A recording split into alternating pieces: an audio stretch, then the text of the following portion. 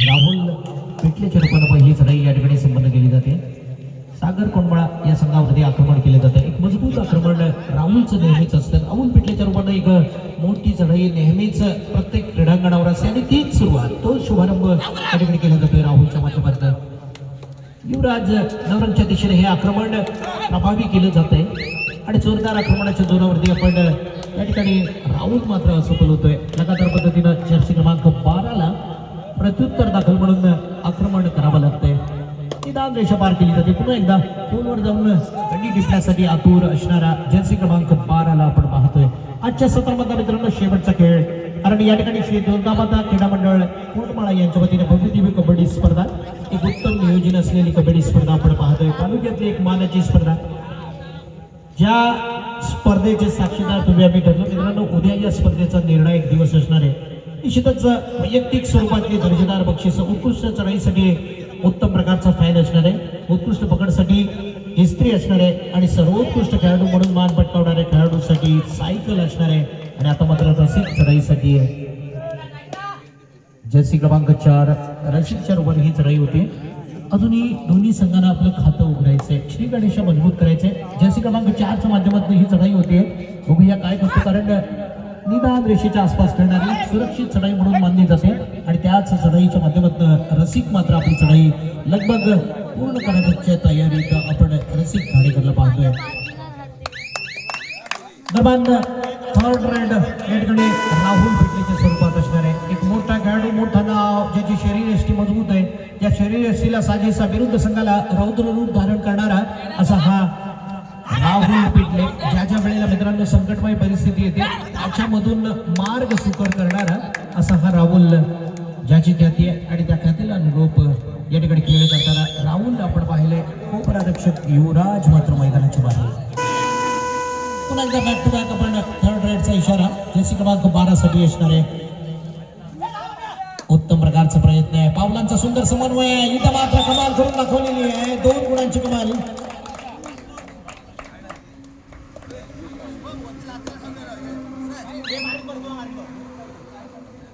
2-1 अशी सुंदर सुरुवात.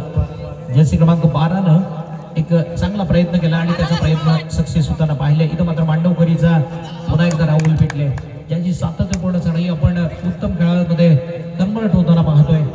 आणि बोनस कंप्लीट करून बोनस एक कबड्डीतलं मित्रांनो असं असतंय जे विरुद्ध संघाला डोकेदुखी ठरू शकतं आणि जी डोकेदुखी सद्यस्थितीमध्ये राहुलच्या माध्यमातून केली जाते. इथं मात्र जर्सी क्रमांक 4 पुन्हा एकदा आपण ज्याला पाहतोय तो उत्तम खेळ करणारा अर्थात रसिक खाडेकर. खोलवर जावं लागणार आहे, प्रयत्न करावा लागणार आहे. पॉईंट्स घेण्यासाठी निश्चितच उत्तम प्रकारचा प्रयत्न रसिकच्या माध्यमातून होतो का पाहायचं आहे. दरम्यान 5 खेळाडू मैदानात बोनस ऑफ असणार आहे, पण आपल्यातलं कला कौशल्य दाखवावं लागणार आहे ते सागर कोंडमाळा संघासाठी. दरम्यान मांडवकरी संघाकडून 2-2 गुणांची बरोबरी असताना समान ताकदीनं दोन्ही संघ चाललेले आहेत. 7 मिनिटाच्या या सत्रामध्ये आपण पाहतोय दोन्ही संघाकडून उत्तम प्रकारचा खेळ, अर्थात समान ताकदीचे दोन्ही संघ आहेत. काही निकाल होऊ शकतो, पण मित्रांनो इथं मात्र निश्चितच सेमीफायनलच्या दृष्टीनं अत्यंत महत्त्वपूर्ण सामना आहे. रसिक घाणेकर पुन्हा एकदा चढाईसाठी असणार आहे. समोर मात्र 5 गड्यांचं आव्हान, 1-2-2 असं सजवलेलं क्षेत्ररक्षण आणि या क्षेत्ररक्षणामधून गुण मात्र हिरावून घ्यायचा आहे तो रसिक घाणेकर याला. प्रयत्न सुंदर चालू आहे, प्रयत्नानं यश येणं बाकी आहे. पण या ठिकाणी आपण पाहतो मित्रांनो मांडवकरी संघाचा बचावात्मक एक चांगली फळी, कोणत्याही प्रकारची धोका घेण्याची तयारी नाही आहे. आणि दरम्यान या संघाकडून राहुल पिटले एक असा खेळाडू मित्रांनो ज्यानं ईश्वरानं शरीर यष्टी प्राप्त करून दिली, त्या शरीर यष्टीला साजेशी खेळी. निश्चितच कबड्डीच्या या इतिहासामध्ये हर एक चढाईमधून एक वेगळा जल्लोष संपन्न करणारा असा हा राहुल पिटले. यावेळेला मात्र एक चांगलं क्षेत्ररक्षण, राहुलला गुण घ्यायचं आहे पण क्षेत्ररक्षण मात्र गुण घेऊ देत नाहीये. आणि पुन्हा एकदा थर्ड रेड जर्सी क्रमांक 12च्या माध्यमातून ही थर्ड रेड असणार आहे. पॉईंट घेणं बंधनकारक असताना 30 सेकंदामध्ये स्वतःला सिद्ध करावं लागणार आहे. निश्चितच या निर्णायक स्थितीमधून पॉईंट घेणं बंधनकारक असताना प्रयत्न मात्र शर्तीचा चालू आहे. उत्तम प्रकारच्या प्रयत्नामधून गुण हासिल करण्यासाठी तयार असणारा जर्सी क्रमांक 12ला आपण पाहतोय. काउंटडाऊन सुरू होत आहे. इथून मात्र निश्चितच उत्तम राईड करावी लागणार आहे आणि अखेरकार या वेळेला मात्र पॉइंट जातोय तो पुन्हा एकदा मांडवकरी या संघाकडून. थर्ड रेड राहुलसाठी, थर्ड रेडचा इशारा. करूया मनोची परिस्थिती. इथून मात्र उत्तम प्रकारची फाईट राहुलला सुद्धा करावी लागणार आहे. राहुल सारखा दर्जेदार खेळाडू काय करतो बघूया, कारण एक चांगलं आक्रमण, तेज आक्रमण राहुलच्या माध्यमातून नेहमीच होत असतं. जर्सी क्रमांक 8 राहुल पेटलेच्या माध्यमातून ही चढाई पुन्हा एकदा मित्रांनो बोनसवर खात्रीशीर राहिल्याची खूण आम्हाला दिसून येते. बघूया जर्सी क्रमांक 8 आणि निश्चितच बोनस कंप्लीट केला जातोय. 2-4 असं चित्र पाहतोय. दरम्यान पिंट्या पुन्हा एकदा चढाईसाठी असणार आहे. लगभग पिंट्याची चढाई आपण एक शांत चढाई पाहतोय, संयमी चढाई पाहतोय. खऱ्या अर्थानं गुणांकन वाढवण्याच्या दृष्टीने महत्वपूर्ण चढाई पिंट्याला करावी लागणार आहे, कारण 2 गुणांना पिछाडीवर असणारा सागर कोंडमाळाचा संघ या ठिकाणी फ्रंटफूटवर येण्यासाठी निश्चितच आघाडी घेण्यासाठी तयार असणार आहे. जोरदार आक्रमण करावं लागणार आहे, पण एक चांगलं क्षेत्ररक्षण, बचावात्मक फळी, कोणत्याही प्रकारची चूक सद्यस्थिती करत नाहीये आणि पुन्हा एकदा आक्रमण तेज करण्यासाठी वळणारे. पण आजच्या सत्रामधला हा अत्यंत महत्वपूर्ण सामना, पहिलं सत्र मांडवखरी वर्सेस सागर कोंडमाळा. पुन्हा एकदा आक्रमण मांडवखरी या संघाकडून राहुल पेटले याचं असणार आहे. बॉलवर जावं लागतंय, गोलवर जावं लागतंय, मल्टी गुणांची कमाई करावी लागते. 2 गुणांची महत्वपूर्ण कमाई या ठिकाणी मांडवखरी संघासाठी करतोय तो राहुल पेटले. पुन्हा एकदा रसिक 2-6 अंतर तयार केले जाते. पहिल्या सत्रामध्ये शांत चढाई रसिकच्या माध्यमातून केली जाते. पॉईंट घेणं बंधनकारक असताना इथं मात्र लीड वाढवलं जात आहे. निश्चितच 4 गुणांचं लीड मांडवखरी या संघाकडून केलं जात आहे आणि हे लीड तोडण्यासाठी पुन्हा एकदा एक सक्षम, चांगली, मजबूत चढाई करण्यासाठी तयार होतोय तो रसिक घाणेकर. सातत्यपूर्ण कामगिरीसाठी निश्चितच यशस्वी होण्याची नेहमीच चर्चा केलाय असा हा राहुल पेटले. चढाईसाठी बिलाजी सुतार सर असतील, सागरजी पवार सर असतील, चांगल्या प्रकारची निर्णय क्षमता, ज्यांच्यामुळे एक निर्विघ्नपणे सामने संपन्न होताना आपण या भागामध्ये सातत्यपूर्ण पाहत असतो. दोन्ही सरांसाठी निश्चितच कौतुकाचे शब्द असतील, कारण अशा प्रकारच्या दर्जेदार स्पर्धा जर संपन्न व्हायच्या असतील तर पंचांचं खूप मोठं योगदान असतं.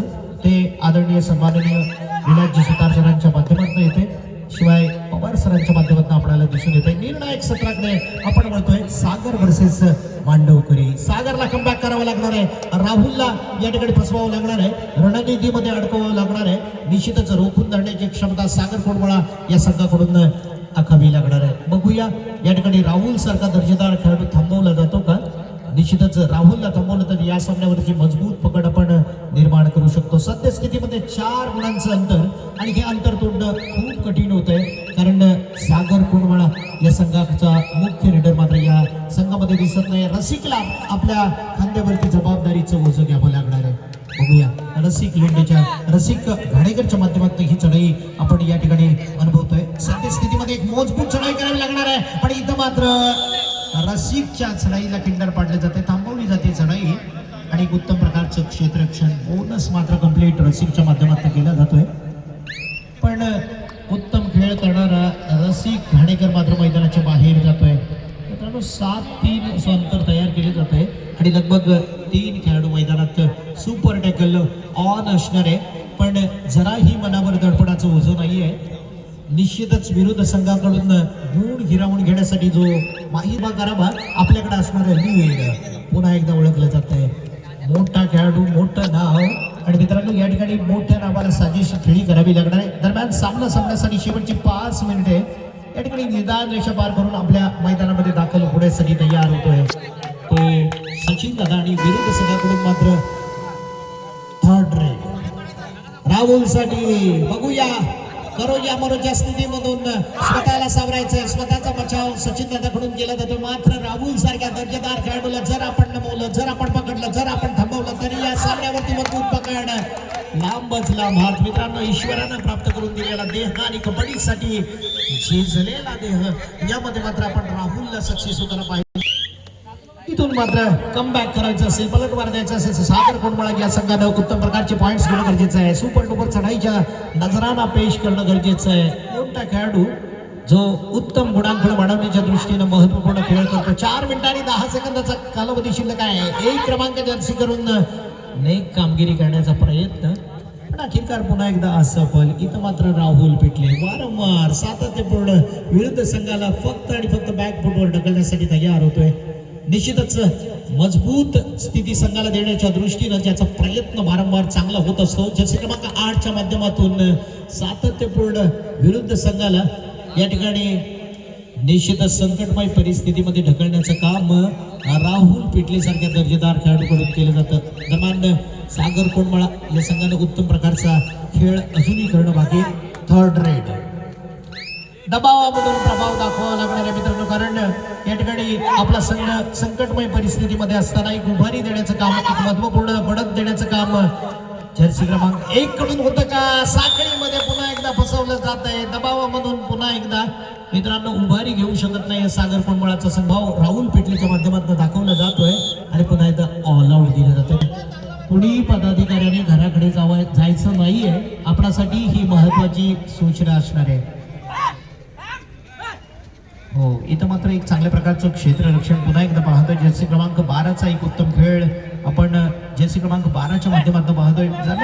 एक चांगल्या प्रकारचं क्षेत्ररक्षण, कोणत्याही प्रकारची चूक क्षेत्ररक्षणाच्या माध्यमातून होत नाहीये. सातत्यपूर्ण एक चांगली बचाव फळी आपण मांडवकरी या संघाकडून पाहतोय.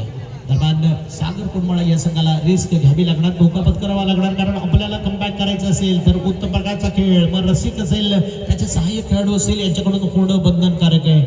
इथं मात्र निकाल काही असू द्या, पण या सामन्यामध्ये रसिक प्रेक्षकांच्या मनपसंतीला उतरायचं असेल तर आपल्याला 100% एक चांगल्या खेळाचं प्रदर्शन सागर कोंडमळा या संघाला करणं गरजेचं आहे. दरम्यान राहुल पेटलेनं आज हे सत्र संपूर्णपणे गाजवलं. खऱ्या अर्थाने एक चांगल्या प्रकारचा दर्जेदार खेळ केला. पण ज्या रसिकला आपण मोठमोठ्या सामन्यामध्ये पाहिले, एक उत्तम प्रकारची सुपर डुपर चढाई करताना इथं मात्र रसिकची ही खेळी पुन्हा एकदा बहरते का पाहायचं आहे, चांगली होती का पाहायचं आहे. बोनस कंप्लीट केला जातोय, अंतर थोडंसं कमी केलं जात आहे आणि लगभग 2 मिनिटाचा कालावधी. पण जोपर्यंत मित्रांनो तुम्ही राहुल सारख्या दर्जेदार खेळाडूला थांबवण्याचं काम करत नाहीये, जोपर्यंत राहुलला आपण स्वातंत्र्य देतोय गुण वाढवण्यासाठी, सातत्यपूर्ण आपण राहुलला बोनस खेळण्याचं काम राहुलच्या माध्यमातून होतं. विजयाचं अंतर मात्र वाढवण्याचं काम केलं जातं. 12-4 अशा प्रकारचं एक मोठं अंतर निर्माण केलं जात आहे. हे अंतर कापणं खूप कठीण झालं. टॉप गिअर टाकावं लागणार आहे, आपण ॲक्सिलेटरवर पाय द्यावं लागणार आहे. निश्चितच या ठिकाणी उत्तम प्रकारची कामगिरी करणं गरजेचं आहे.